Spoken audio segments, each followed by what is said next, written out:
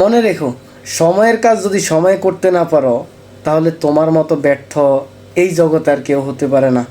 আসসালামু আলাইকুম dear audience, আশা করি সবাই ভালো আছেন, আমিও ভালো আছি আলহামদুলিল্লাহ।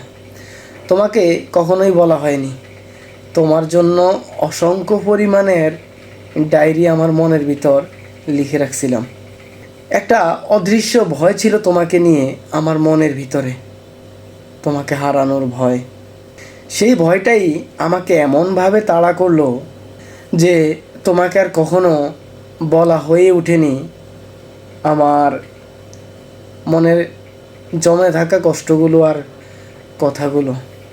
আমি শুধু এটা ভাবতাম, হয়তোবা আমার কিছু কিছু সিমটম দেখে তুমি আমার অনুভূতিগুলো বুঝতে পারবা, কিন্তু আমি ভ্রমে ছিলাম।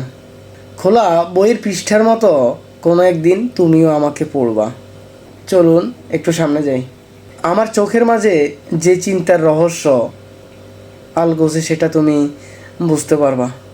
আমার দুই ঠোঁটের মাঝে এসেও আটকে থাকা অব্যক্ত কথাগুলো বোধহয় তুমি শুনতে ফেলবে কান পেতে গোপনে। তুমি ধরে ফেলবে কেউ রোজ বিষণ্ণতায় হাতে পায়ে মেখে জীবনের দিকে এগিয়ে যাই আমি। চলুন আরেকটু সামনে যাই।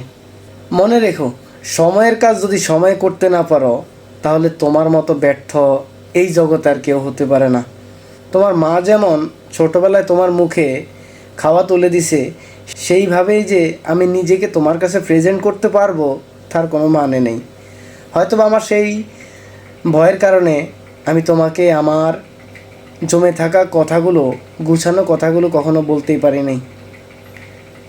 তুমি হয়তোবা চাইলে আমাকে একটু বুঝতে পারতা, কিন্তু সেটা বোঝার জন্য তোমার আগ্রহটা দরকার ছিল। আমার প্রতি তোমার একটা দায়বদ্ধতা থাকা দরকার ছিল, যেটা তোমার মাঝে আমি কখনোই দেখতে পাই নাই। সবাই ভালো থাকবেন। আল্লাহ হাফেজ।